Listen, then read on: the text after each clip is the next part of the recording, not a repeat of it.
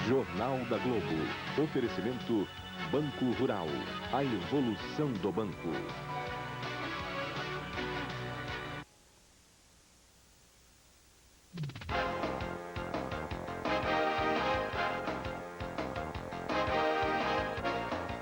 Boa noite. Um menino vive 5 horas de terror em São José, a 30 quilômetros de Florianópolis, Santa Catarina. Ele foi mantido refém com uma faca de cozinha no pescoço pelo próprio irmão. 4 horas da tarde, o desempregado Alexandre da Rocha, 22 anos, faz o próprio irmão de refém. São cenas dramáticas. Ele aperta uma faca contra o pescoço de Eduardo, de 8 anos. O menino chora. Alexandre parece drogado. A polícia militar isola a casa. Uma multidão acompanha o sofrimento da criança. São horas de desespero. A família diz que Alexandre tem problemas mentais. Ele é doente e nós já levamos ele para internar várias vezes, né? A polícia militar tenta negociar com Alexandre, mas ele não sabe o que quer para soltar o irmão. Aparentemente, tudo presume-se que esteja drogado. A multidão começa a ficar impaciente. Quer invadir a casa. Às 9 horas da noite, o desfecho. Primeiro os policiais tiram um menino, que não parece estar ferido. Ele é levado para o hospital. Depois, Alexandre. A multidão vaia. Ele não se rendeu. Foi dominado pela polícia. A técnica foi procurar cansá-lo. E no primeiro descuido dele, então, fazer a abordagem e resolver a ocorrência. O ex-prefeito Paulo Maluf terá de devolver mais de 2,5 milhões de reais aos cofres do município de São Paulo. Ele foi condenado pela terceira vara de Fazenda Pública no escândalo dos precatórios. A Justiça considerou irregulares as operações de venda e compra de letras financeiras do Tesouro Municipal em 94 e 95, porque causaram prejuízos ao município. O ex-prefeito pode recorrer da sentença. Depois de uma estreia eufórica nos mercados de todo o mundo, a moeda única europeia entra no segundo dia de negociação em Sydney, na Austrália, cotada um pouco abaixo do valor de fechamento em Wall Street. O euro estreou forte, inaugurando uma nova era de integração econômica e, quem sabe, um desafio à hegemonia do dólar americano. Já no primeiro dia, o euro teve valorização em relação ao dólar, ao iene japonês e à libra esterlina. As bolsas europeias festejaram com altas espetaculares de mais de 5% em Paris, Frankfurt, Milão e Madrid. A exceção foi a da Grã-Bretanha, que não aderiu à nova moeda. Baixa de 0,05 em Londres. A euforia tem explicação. O lançamento da moeda única europeia fez surgir um mercado de ações e bônus em euro de mais de 10 trilhões de dólares. E agora, não há risco de que as flutuações do câmbio venham a corroer os ganhos dos investidores. Em Paris, um banco organizou até o bloco do euro. Mas nem tudo foi festa. Em Amsterdã, o ministro da Economia sentiu na cara o gostinho do protesto contra a nova moeda. Em Nova York, a bolsa fechou estável no primeiro dia de pregão do ano. O secretário do Tesouro americano, Robert Rubin, tentou afastar os temores de que o euro represente uma ameaça ao dólar. Será uma moeda como outra qualquer, disse. O que é bom para a Europa será bom para os Estados Unidos, completou Rubin. As bolsas brasileiras reagiram bem à entrada do euro. E se não fosse esse impulso externo, o mercado financeiro ficaria bastante fraco nesta segunda-feira. São Paulo fechou em alta de 2,3%, mas com um volume financeiro de apenas 200 milhões de reais. No Rio, a valorização foi de 1,4%. E, segundo analistas, o mercado deve continuar operando com cautela à espera das votações das medidas fiscais. 6 novos ministros tomaram posse hoje em Brasília.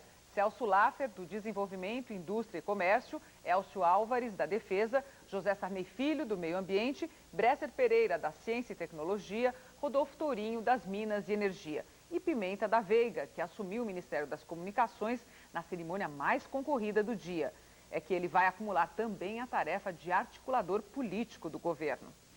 A posse de Pimenta da Veiga no Ministério das Comunicações virou uma reunião da tropa de choque governista. Um ensaio do novo estilo de articulação política do governo. no qual são os ministros que têm a missão de manter fiéis os parlamentares dos seus partidos.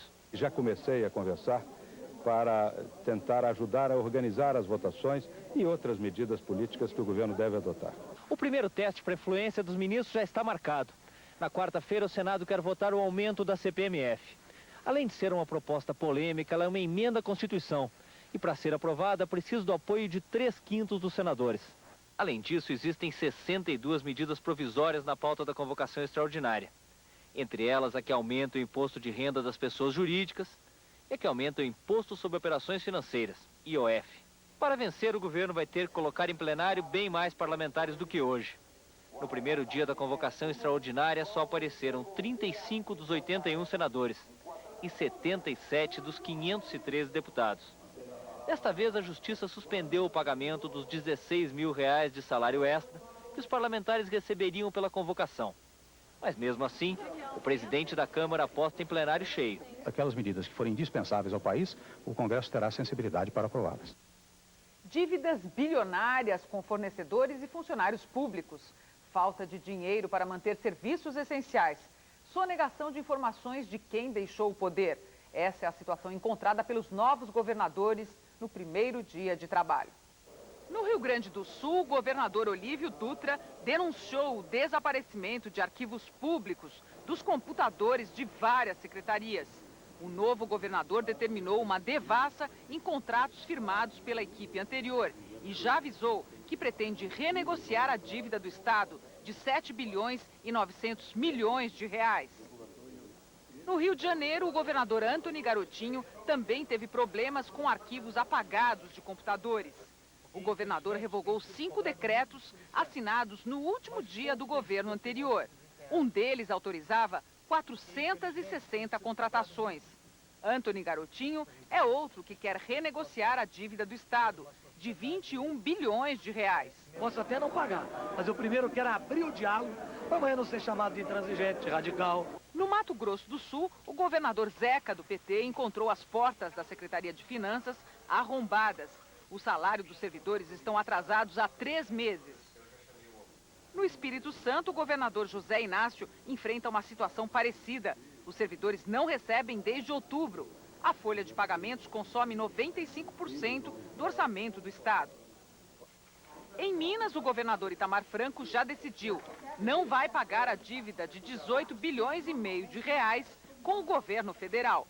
O governador alega que precisa do dinheiro para acertar o 13º e o salário de dezembro do funcionalismo. Vamos entrar em moratória, vamos dizer ao governo federal que não vamos pagar. Os governos estaduais que suspenderem o pagamento do acordo de rolagem das dívidas vão ter bloqueados os repasses do Fundo de Participação dos Estados e Municípios. Além disso, o governo federal poderá bloquear os recursos do ICMS. Quem ficar inadimplente perde também o direito de pagar juros menores do que os atuais. A informação é do secretário do Tesouro Nacional, Eduardo Guimarães. Para muitos brasileiros, a primeira segunda-feira do ano foi dia de enfrentar o desemprego. Trabalhadores demitidos fazem fila para receber o seguro-desemprego extra que começou a ser pago hoje. E os metalúrgicos de São Paulo ocupam a Ford do Brasil e querem que a empresa desconsidere a ordem de demissão. Os 2.800 desempregados demitidos pela Ford por carta antes do Natal ocuparam o pátio da empresa para uma assembleia. Eles querem que a montadora reveja as demissões e aceite negociar uma proposta para manter os empregados. Milhares de desempregados de todo o país começaram hoje a receber a primeira das 3 parcelas extras do seguro-desemprego. Têm direito os trabalhadores com mais de 30 anos e que já receberam um seguro-desemprego normal, desde que a primeira parcela tenha sido paga há mais de 1 ano e há menos de 1 ano e meio. O governo estima que 700 mil pessoas vão ser beneficiadas. Aumento de preços em tempo de vacas magras. A Volkswagen anunciou hoje aumento de 1,5% no preço dos carros, em consequência do reajuste do IPI. A medida vale para todos os modelos de 99. Outras montadoras devem anunciar novos reajustes nos próximos dias. Época de férias e movimento intenso nos aeroportos na primeira segunda-feira do ano. E o tumulto aumenta com acidentes em 2 aeroportos. No No Recife, o clima é tenso entre os passageiros. Muita gente espera pelo embarque há mais de 24 horas. A pista foi interditada desde ontem à tarde, quando um Antonov, avião de fabricação russa, teve um problema no trem de pouso e arrastou-se por 700 metros na pista. A Infraero informou que só vai liberar os voos às 5 horas da manhã. No aeroporto de Fortaleza, mais tumulto. Um caminhão bateu na fuselagem de um avião que tinha acabado de aterrissar, vindo de Miami. Os passageiros levaram um susto e os que continuariam o voo para São Paulo se recusaram a seguir viagem. Mais de 1000 pais e mães enfrentam no Rio uma fila que dá a volta no quarteirão há 2 dias. A matrícula de 194 escolas foi concentrada neste colégio da Zona Norte do Rio. E os pais nem têm ainda a garantia da matrícula. A partir de agora, os talões de cheques vão ser impressos com o número da identidade do cliente e a data de abertura da conta. Essa determinação do Banco Central atende a um pedido do comércio. Os cheques antigos, que só têm o número do CPF e o nome do cliente, não perdem a validade. Veja daqui a pouco no Jornal da Globo. Ano novo, época de pagar aquelas velhas promessas de entrar em forma. Brasil entra na disputa para sediar a Copa no ano de 2006. E a seguir, continua nevando em Chicago e em outras cidades da região dos Grandes Lagos, nos Estados Unidos. Os meteorologistas alertam, este será o inverno mais rigoroso do século.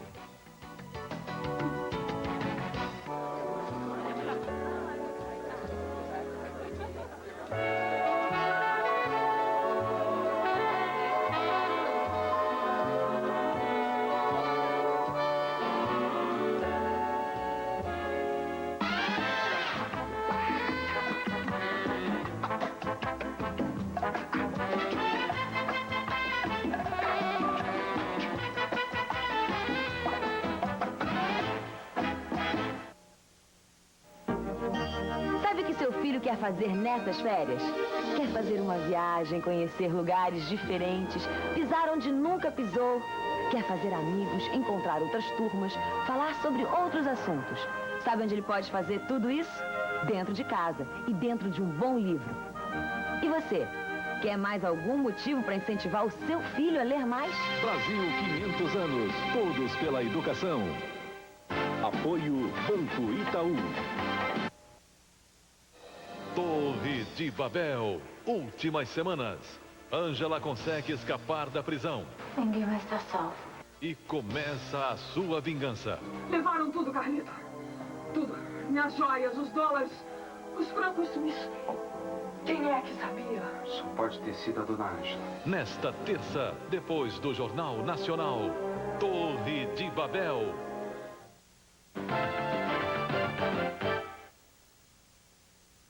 É oficial. O Brasil vai disputar o direito de ter a sede da Copa do Mundo no ano de 2006. A relação dos 8 países inscritos foi divulgada hoje pela FIFA. Além do Brasil, são candidatos Egito, Inglaterra, Gana, Alemanha, Marrocos, África do Sul e Nigéria. E se depender do presidente da FIFA, a Copa do Mundo pode se repetir a cada 2 anos. A ideia defendida ontem por Joseph Blatter, presidente da FIFA, é de que a Copa seja realizada em todos os anos pares, a partir de 2008. E já divide opiniões de dirigentes e jogadores. O brasileiro Antônio Carlos, do Roma, acha que o intervalo de 4 anos está bom. De 4 em 4 está bem.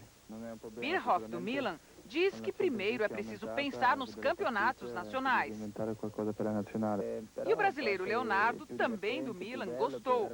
Para ele seria o máximo um jogador disputar durante a carreira 6 ou 7 Copas do Mundo. Na carreira giocare 6 ou 7 mundiali, não sarebbe bello?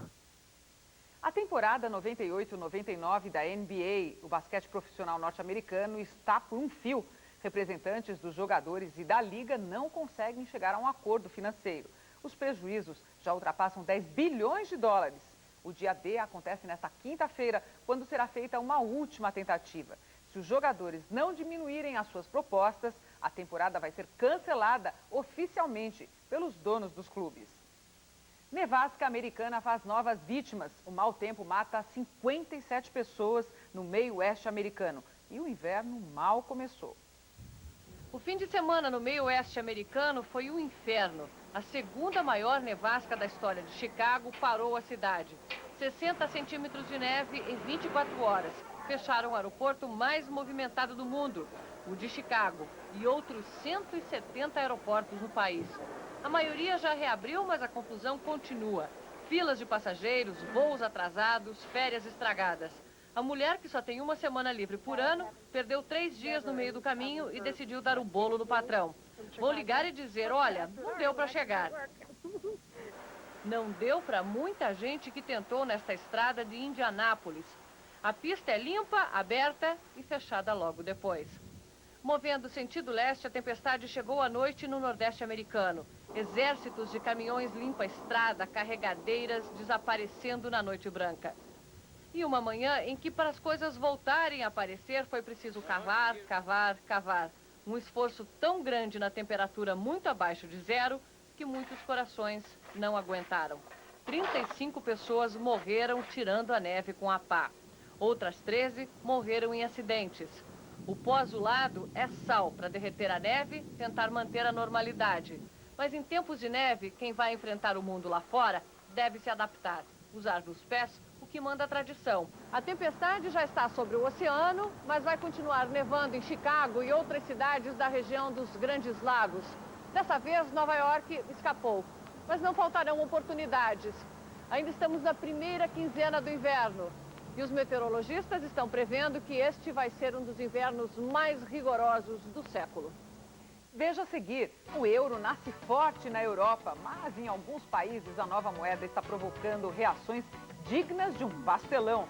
Segunda-feira é dia de tomar decisões, ainda mais quando começa um novo ano. Terminada a temporada das festas, como perder aqueles terríveis quilos extras que podem ameaçar todo um verão?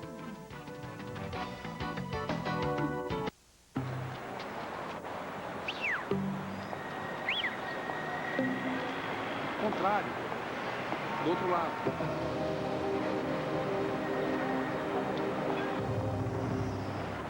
Inverte. Pra cá. Às vezes quem está de fora vê muito melhor. Disque Itaú. Dê suas sugestões para melhorar o Itaú.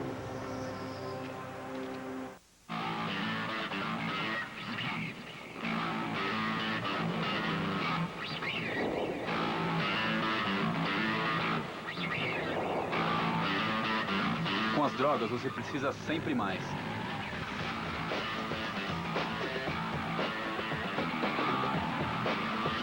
Para ir cada vez mais longe.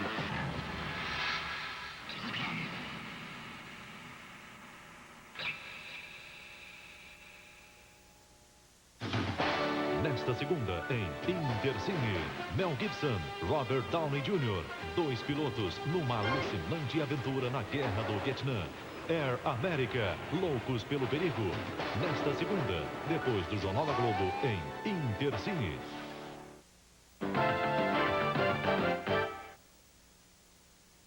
Cientistas americanos descobrem outro efeito devastador do vírus da AIDS no organismo.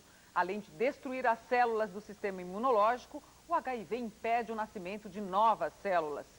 Os pesquisadores das universidades de São Francisco e Berkeley, na Califórnia, pretendem desenvolver novos tratamentos contra a AIDS que reativem a reprodução no sistema imunológico. Massacre no Paquistão. 4 atiradores invadem uma mesquita e matam 17 pessoas, entre elas 3 crianças. 4 homens chegaram atirando. As vítimas eram muçulmanos xiitas que rezavam dentro da mesquita. As suspeitas recaem sobre um grupo fanático sunita, rival dos xiitas. 2 israelenses são feridas a tiros em Hebron, na Cisjordânia. O incidente provocou novos conflitos entre palestinos e a polícia de Israel. 2 palestinos ficaram feridos. Israel ordena a deportação de 11 americanos acusados de pertencer a uma seita apocalíptica que planejava atos de violência antes da virada do milênio. O grupo abandonou casa e trabalho nos Estados Unidos e reapareceu na Terra Santa. Eles fazem parte de uma seita cristã cujo líder previu a própria morte para este ano nas ruas de Jerusalém. Há dias do processo de impeachment ser julgado no Senado americano, o jornal sensacionalista New York Post traz outra bomba. Um adolescente de Arkansas estaria tentando provar através de testes de DNA que é filho ilegítimo do presidente dos Estados Unidos. A mãe do menino seria uma prostituta negra que teria se envolvido com Clinton nos anos 80. A notícia foi parar na página de Matt Drudge, o fofoqueiro da internet. O autor de versos satânicos, Salman Rushdie, inaugura no México uma casa construída pelo governo para abrigar escritores perseguidos como ele. Rushdie disse que ainda está longe de levar uma vida normal, mesmo depois do atual governo do Irã afirmar que não reconhece a sentença de morte imposta ao escritor pelo Ayatollah Khomeini. As festas de final de ano já se foram, mas aqueles indesejáveis quilinhos a mais, esses infelizmente ficaram. Se você é daqueles que saem correndo para perder peso rapidamente, saiba que isso, além de perigoso, pode ser a forma menos inteligente de emagrecer. Na academia, quanto vale aquele panetone devorado na ceia de Natal? E o champanhe do Réveillon? Desaparece depois de quantas pedaladas? Para os que exageraram nas festas de fim de ano, ainda bem que existe a segunda-feira. E essa, especialmente, lotou esteiras e bicicletas cidade afora. Acho que eu comi em dobro. Nesses últimos 15 dias foi muita festa e eu bebi bastante. Foram 2 semanas de exagero e agora não adianta querer compensar tudo isso em apenas 2 dias. Os médicos recomendam calma e disciplina. Ninguém vai conseguir eliminar os excessos simplesmente parando de comer. Neste momento, é fundamental atividade física. Mas com cautela. É bom começar com exercícios aeróbicos, como a caminhada, 3 vezes por semana. A sobrecarga só causa estresse muscular. Essa pessoa vai estar sujeita a lesões, a um estresse e passar até mal na academia. Mudar a alimentação é básico. Este grupo de reeducação alimentar não recomenda deixar de comer. Pelo contrário, o que importa é a quantidade. Para voltar ao peso normal, tudo é permitido, menos fritura e açúcar refinado. É bom a gente se controlar e ter consciência do que a gente vai comer. Para as próximas 2 semanas, o presidente da Associação Brasileira de Estudos da Obesidade recomenda a dieta mediterrânea, rica em carboidratos. É o arroz com feijão é um prato excelente. É o macarrão, é a batata, é o pão. Coma cereais, coma verduras e coma frutas. É muito difícil que alguém que fizer esse tipo de alimentação não vá perder peso bem e gostoso, porque vai poder comer e se alimentar bem. Veja a seguir, o chale está de volta. A mais fina seda da Índia misturada ao cashmere. É a pashmina, o mais disputado acessório deste inverno europeu.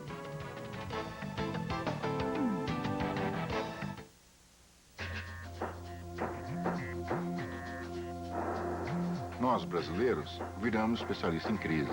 E já deu para tirar uma lição de tantas turbulências. É a seguinte, mais cedo ou mais tarde, as crises sempre passam. E aí, as pessoas vão para a rua com mais vontade de consumir, de se dar um agrado. Uma hora, essa crise vai passar. E olha, quando isso acontecer, espero que a sua marcha esteja na cabeça das pessoas. Boa sorte. Evite a crise. Anuncie. Janeiro, tudo novo na Globo. Suave Veneno.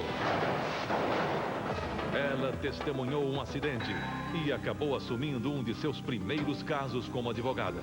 Aquela moça que o senhor deixou para trás, de agora em diante é minha cliente.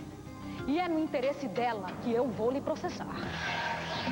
Mas Clarice nem precisou jogar pesado. Ele trouxe você para dentro da casa dele. Ele quis te ajudar. Menina, você deu a maior sorte. E briga boa mesmo, ela comprou com a pior inimiga de Inês. Você é só mais uma mulherzinha arrogante e boba que acha que tem o rei na barriga. Dia 18, estreia de Aguinaldo Silva, a nova novela das 8, com sabor de Suave Veneno.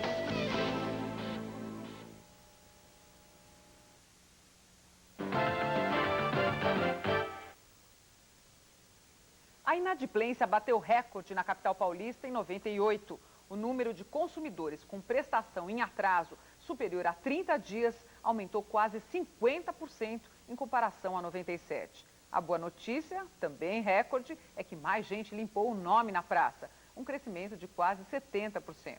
Os dados são da Associação Comercial de São Paulo. Um médico de 65 anos é assassinado no próprio consultório na zona sul do Rio. Ele levou 8 tiros e a polícia investiga a hipótese de vingança. Médico, 40 anos de profissão. Tudo terminou no consultório com 8 tiros. O professor Rodolfo Paulo Rocco, de 65 anos, era clínico geral e gastroenterologista. Dividiu o consultório deste prédio comercial no Leblon, na zona sul do Rio, com a mulher Maria Alice e 2 enteados, todos psicanalistas. O crime foi por volta das 5 da tarde. Dr. Rodolfo tinha acabado de chegar aqui ao consultório e atendia a 2 pacientes, mãe e filha. Segundo a secretária, um homem alto, moreno, de bigode, com cerca de 40 anos, chegou ao médico e disparou 8 tiros de pistola 9mm. A secretária e as 2 pacientes assistiram ao assassinato. Um dos lojistas vizinhos chegou a ouvir os tiros, mas ninguém sabe como o autor dos disparos chegou ao consultório. Ninguém sabe de nada, por onde ele passou, por onde saiu. Segundo testemunhas, o homem teria fugido numa moto. Um advogado amigo da família disse que o médico não tinha inimigos e que nunca sofreu ameaças. Ou foi um engano, um erro de pessoa, ou alguma coisa que nenhum de nós, nem os filhos, nem a mulher, nem os amigos podem imaginar. E a pessoa que ele era, é impossível de se imaginar que ele tenha um desafeto, um inimigo. O corpo só foi liberado às 10 da noite, depois do trabalho da perícia. A polícia investiga a hipótese de vingança. Nesta terça-feira, o delegado vai ouvir o depoimento das testemunhas para fazer o retrato falado do assassino. 70% cachemir e 30% da mais fina seda da Índia. A pashmina, acessório milenar confeccionado no Nepal, é a última palavra em charme e sofisticação neste inverno europeu.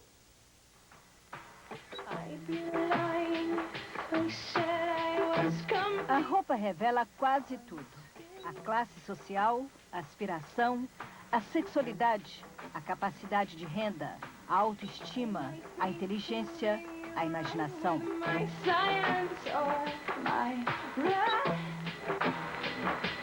A roupa também revela um estilo de vida. O chale de pashmina, por exemplo, reflete uma vida natural, saudável, ecológica, chique. É o acessório do momento.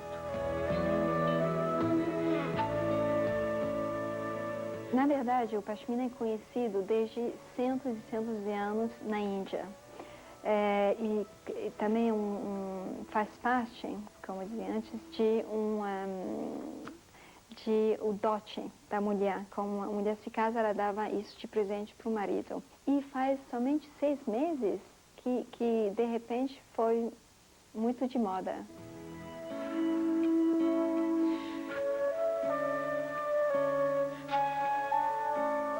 Ana Arlandes é francesa e já viveu no Brasil, na Colômbia e na Índia. Ela trabalha com chales orientais. Existe alguma coisa mais fina do que o pashmina em termos de tecido? Sim, existe o chatouche, que está feito de uma antílope, com a lana de uma antílope do Tibete. E aqui na Europa se chama ring scarf. E a razão é porque é tão fino, é tão leve, que você pode passar todo um chatouche por um anel, uma aliança. A pashmina custa de 350 a 550 dólares e o chatouche de 1.500 a 3.000 dólares. Mas para uma roupa que enfeita e tem história, não é cara.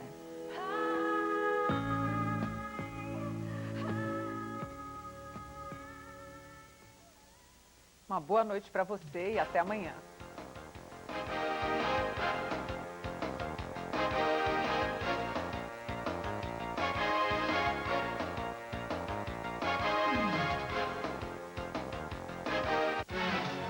Jornal da Globo. Oferecimento Banco Rural. A evolução do banco.